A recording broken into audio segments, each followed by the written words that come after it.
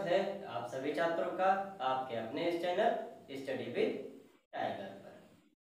तो आज के दिन हम आपको आरओ एआरओ के सिलेबस के बारे में, उसके पदों की संख्या के बारे में तथा उसके स्ट्रेटजी के बारे में छोटी छोटी जानकारी आपको देंगे।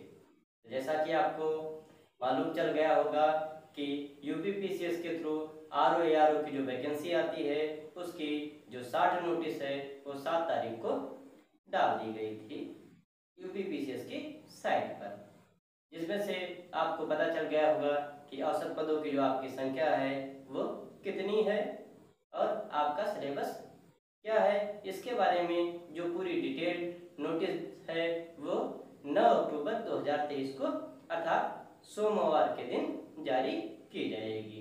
तो आइए चलते हैं, हम आपको जानकारी देते हैं कि आरओ एआरओ के बारे में, पदों की संख्या कितनी है, क्या हो सकती है, आरओ एआरओ का सामान्य सिलेबस क्या है, उसके एग्ज़ाम की जो एक पॉसिबिलिटी है कि एग्ज़ाम आपका कब होगा, संभावित जो डेट है वो क्या हो सकती है और आप कौन कौन सी स्ट्रेटजी को फॉलो करें। तो आइए सबसे पहले हम देखते हैं कि आपका जो समीक्षा अधिकारी और सहायक समीक्षा अधिकारी है वो आपका उत्तर प्रदेश लोक सेवा आयोग की ये आपकी वैकेंसी है। इसमें पदों की संख्या जो है वो अभी तो आपके 411 है, लेकिन जहां तक मेरा अपना अनुमान है कि कम से कम 50 पद और बढ़ेंगे, अर्थात पदों की संख्या कहीं ना कहीं 460-70 या 500 के आसपास पहुंच सकती है। हो सकता है अगर इसमें पहले की तरीके से कुछ स्पेशलाइजेशन वाली पोस्ट जोड़ी जाएं, जो कि फिजिक्स वालों के लिए थी, केमिस्ट्री वालों के लिए थी और बीकॉम वालों के लिए थी। फिजिक्स वालों के लिए वेट एंड मेजरमेंट वाली पोस्ट थी, केमिस्ट्री वालों के लिए मत्स्य विभाग में इंस्पेक्टर वाली, फिशरीज इंस्पेक्टर वाली पोस्ट थी और कुछ अकाउंटेंट की पोस्टें थी। अगर ये सब पोस्टें भी स्पेशलाइजेशन वाली अगर जोड़ दी जाएंगी तो इसकी जो पोस्टों की संख्या है 550 भी क्रॉस हो सकती है। और शायद आपको पता है कि 2013 के बाद पहली बार 2023 में नोटिफिकेशन में इतने ज़्यादा पदों को की संख्या इस बार आई है। तो सबसे अच्छी बात है कि पदों की संख्या आपके 500 के करीब में तो रहेगी। इसलिए 2013 के बाद सबसे अच्छी अपॉर्चुनिटी जो आपके लिए है वो इसके एग्ज़ाम अर्थात ये एआरओ जो आपका 2023 का नोटिफिकेशन है ये आपके लिए बहुत ही बेस्ट अपॉर्चुनिटी वाला है। इस पे हम देखते हैं कि एग्ज़ाम की डेट क्या हो सकती है। तो एग्ज़ाम की डेट जो कि निकल के सामने आ रही है कुछ पेपर के माध्यम से, कुछ अन्य स्रोतों के माध्यम से, कि फरवरी के फर्स्ट वीक के संडे में होने की ज़्यादा से ज़्यादा संभावनाएं हैं। और फरवरी के फर्स्ट वीक का संडे जो है वो आपका 4 फरवरी को पड़ता है। इसलिए आरओ एआरओ के जो एग्ज़ाम की डेट है 4 फरवरी 2024 जो अनुमानित तारीख है, मेरे अनुमान पर आधारित है, ज़्यादातर संभावनाएं है कि 4 फरवरी 2024 को आरओ एआरओ की परीक्षा आपके उत्तर प्रदेश लोक सेवा आयोग के द्वारा कंडक्ट कराई जाएगी। अब हम देखते हैं इसकी जो योग्यता होती है वह क्या है। तो सामान्यतः देखा गया है कि आरओ एआरओ में सिंपल ग्रेजुएशन केवल और केवल स्नातक होना चाहिए। साथ साथ में एआरओ के लिए, सहायक समीक्षा अधिकारी के लिए ओ लेवल अथवा ओ लेवल के समकक्ष जो कि निर्धारित किया गया हुआ है मुख्य सचिव के द्वारा, शासन के द्वारा, ओ लेवल के समकक्ष जितनी भी अर्हताएं हैं वो एआरओ के लिए और आरओ के लिए सामान्यतः आपका स्नातक, यह आपकी योग्यता निर्धारित है। अगला देखते हैं इसके पाठ्यक्रम के बारे में। तो जो आरओ एआरओ आपका है उसमें 2 पालियों में एग्जाम होता है। पहला जो पाली में एग्जाम होता है वो आपका होता है सामान्य अध्ययन का, जो कि 140 मार्क्स का होता है, जिसमें टोटल जीएस के पोर्शन आते हैं। अगला जो आपका पेपर सेकंड टाइम का होता है द्वितीय पाली में सामान्य हिंदी का, उसमें 60 नंबर के क्वेश्चन, 60 मार्क्स के क्वेश्चन पूछे जाते हैं, जिसमें से 6 सेक्शन पूछे जाते हैं और एक सेक्शन से आपका 10 क्वेश्चन आता है। कुल मिलाकर के 200 नंबर का पेपर होता है आपका, 140 आपका जीएस और 60 आपकी हिंदी। अब हम देखते हैं कि सामान्य अध्ययन में जो आपका सामान्यतया सिलेबस है, करीब 12-14 टॉपिक हैं, जिसको हमने शॉर्ट फॉर्म में लिख लिया है, जो इस तरीके से हैं। पहला आपका जो है सामान्य विज्ञान, दूसरा आपका जो है सामान्य भूगोल, जिसमें भारत और विश्व दोनों का भूगोल सम्मिलित है। दूसरा है भारत का इतिहास एवं राष्ट्रीय आंदोलन। तीसरा है भारतीय राजतंत्र, इसी में आगे अर्थव्यवस्था एवं संस्कृति। अगला है भारतीय कृषि एवं व्यापार।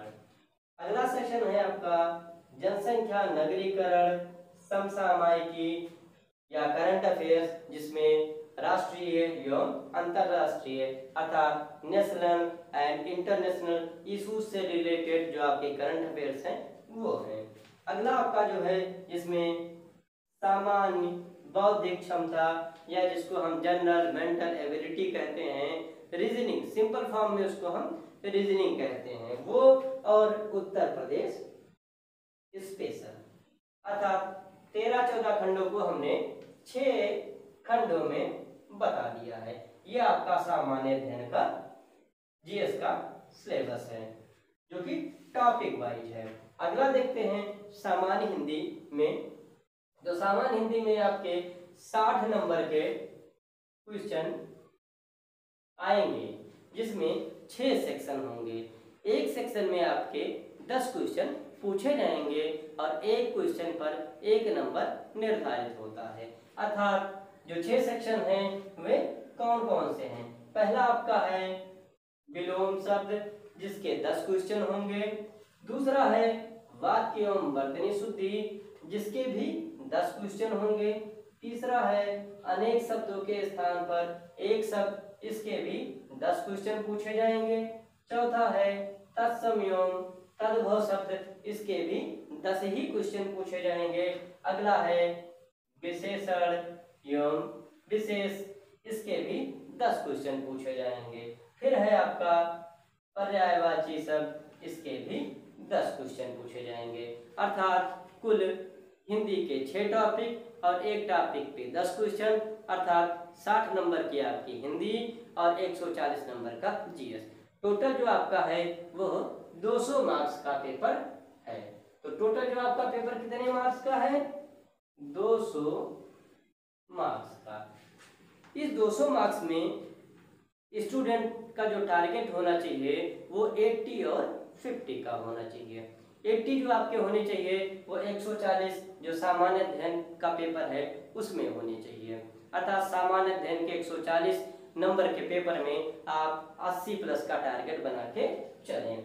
और दूसरा सेक्शन जो आपका हिंदी है उसमें 50 प्लस का टारगेट बना के चलें। अर्थात आप जीएस के जो पेपर में हैं उसमें आप 80 प्लस का टारगेट लें, और जो आपके हिंदी के हैं उसमें आप 50 प्लस का टारगेट लें। अर्थात 200 नंबर में आप 130 बटा 200 का टारगेट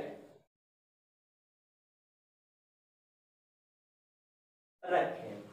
ये आपका अगर 130 नंबर का आपका टारगेट है तो क्लियर है कि आपको समीक्षाधिकारी, सहायक समीक्षाधिकारी का मेंस देना ही देना है। अब हम देखते हैं कि हमारी जो डेट, जो संभावित तिथि है वो करीब फरवरी के पहले सप्ताह अर्थात 4 फरवरी को अनुमानित जो तारीख है एग्जाम की है। तो आज से अगर हम लेते हैं तो आज की जो हमारी तारीख है वो 8 है। आज से लेकर के हम 4 फरवरी तक के टोटल डेज काउंट करते हैं तो आपको लगभग 120 दिन आपके पास बचते हैं। टोटल आपके पास 120 दिन की स्ट्रेटजी है, जिस 120 दिन में आपको पूरे सिलेबस को अच्छी तरीके से समाप्त करना है, उसको रिवीजन करना है और उसी में आपको टेस्ट पेपर भी देना है। क्योंकि आपको पता है कि समीक्षा अधिकारी, सहायक समीक्षा अधिकारी गस्टेड और नॉन गस्टेड पोस्ट है, जिसमें से विभिन्न विभिन्न विभागों में, जिसमें से आपका सचिवालय आता है, राजस्व परिषद आता है, लोक सेवा आयोग आता है और निर्वाचन आयोग आता है। इन चारों प्रतिष्ठित विभागों में इनकी नियुक्ति होती है। बहुत अच्छा पद होता है, इसलिए इस पद पर अच्छे कंपटीशन की संभावनाएं हमेशा बनी रहती हैं। क्योंकि सबसे बड़ी बात है कि पीसीएस में भी कुछ जो लो ग्रेड के स्टूडेंट होते हैं, पीसीएस क्वालिफायर होते हैं, जो लो ग्रेड की पोस्ट पे होते हैं, वे भी समीक्षा अधिकारी देते हैं, या अन्य विभागों में जो चयनित होते हैं या जो नौकरी कर रहे होते हैं वो भी समीक्षा अधिकारी और सहायक समीक्षा अधिकारी का पेपर देते हैं। तो आपको पता है कि आपका कंपटीशन 2 लोगों से है। तो पहला वे जो नौकरी पेशे में हैं, जिनका कॉन्फिडेंस लेवल हाई पहले से ही बहुत है, उन्हें कम पढ़ना है, रिवीजन करना है। और दूसरे जो स्टूडेंट होते हैं, जो फ्रेश होते हैं, जिनके लिए अपने लिए 24 घंटा होता है और वो दिन रात टारगेट बनाकर पढ़ते हैं। इन 2 टाइप के स्टूडेंट से आपका कंपटीशन है। इसलिए आप अपने 120 दिन की स्ट्रेटजी को बहुत ही अच्छी तरीके से टाइम टेबल के अकॉर्डिंग, 2.5-3 घंटे के अकॉर्डिंग आप इसका टाइम टेबल सेट कर लें, ताकि आप 120 दिन में पूरे सिलेबस को एक बार अच्छी तरीके से पढ़ें, उन्हें रिवाइज करें और कम से कम 10-15 दिन पहले आप टेस्ट पेपर 15-20 टेस्ट पेपर तो कम से कम आप देके जाएं। अगर आप इतना करके जाते हैं तो श्योर है कि प्रीलिम्स में आपका सिलेक्शन नहीं रुकेगा। मेंस के लिए आप अगली मेहनत नेक्स्ट लेवल में करें। लेकिन अगर थोड़ी भी लापरवाही की तो ये 120 दिन जो आपके पास बचे हैं ऐसे ही उंगली की गिनतियों पे निकल जाएंगे। और शायद 2013 के बाद इतनी बड़ी भर्ती जो अभी आई हुई है अब दोबारा नहीं आने वाली। इसलिए इस भर्ती को बहुत ही सीरियस लें, एक टारगेट बनाएं और इसको क्लियर करने की कोशिश करें, क्योंकि अब ऐसी अपॉर्चुनिटी फ्यूचर में आने की संभावनाएं बहुत ही कम है। तो आज हमने आपको जनरल चीजें जितनी भी होती हैं समीक्षा अधिकारी और सहायक समीक्षा अधिकारी की, वो आपको बता दी है। अगले क्लास में हम कोशिश करेंगे आपके 120 दिन की स्ट्रेटजी क्या हो, जीएस के कौन कौन से पोर्शन से कितने क्वेश्चन आते हैं, कौन से पोर्शन को ज़्यादा पढ़ने वाला है, कौन से पोर्शन को कम पढ़ने वाला है, ज़्यादा से ज़्यादा नंबर कहाँ से उठाए जा सकते हैं और आपकी स्ट्रेटजी और आपका टारगेट क्या होना चाहिए, इसके बारे में हम अगली क्लास में चर्चा करेंगे। तो आप आज का जो ये सेशन था समीक्षा अधिकारी, सहायक समीक्षा अधिकारी के बारे में छोटी छोटी जानकारियाँ देने का, वो हम आपको दे चुके हैं। तो इसके साथ आज का जो हमारा ये सेशन है वह समाप्त होता है। आपको पता है कि ये जो चैनल है आपका स्टडी विद टाइगर, वो आपके अपने परिवार की तरीके से है। इस चैनल को ज़्यादा से ज़्यादा आप लाइक करें, शेयर करें, सब्सक्राइब करें। हम आपसे वादा करते हैं बेहतर कंटेंट, बेहतर स्ट्रेटजी हम आपको देने की कोशिश करेंगे, क्योंकि आप हमसे जुड़े हैं तो हमारी ये जिम्मेदारी बनती है कि बेहतर कंटेंट आपको हम प्रोवाइड करवाएं और साथ साथ में एक बेहतर स्ट्रेटजी आपसे शेयर कर सकें। क्योंकि आप सभी स्टूडेंट, जितने भी स्टूडेंट हैं जो इस चैनल के माध्यम से जुड़े हुए हैं या नहीं भी जुड़े हैं, सारे स्टूडेंट अपने आप में सीरियस हैं, बुद्धिमान हैं। बस ज़रूरत होती है थोड़े मार्गदर्शन की, दृढ़ इच्छा शक्ति की और हौसले की। बाकी सब बुद्धिमान हैं और सब जानकार हैं। एक अवसर की प्रतीक्षा थी, वो अवसर अब आपके सामने है। इसको टारगेट बनाइए और अचीव करने की कोशिश करिए। तो बस आज के लेक्चर में सिर्फ इतना ही। All the best. अच्छे से रहिए, खूब मस्त रहिए और सकारात्मक रहिए। जय हिंद, जय भारत।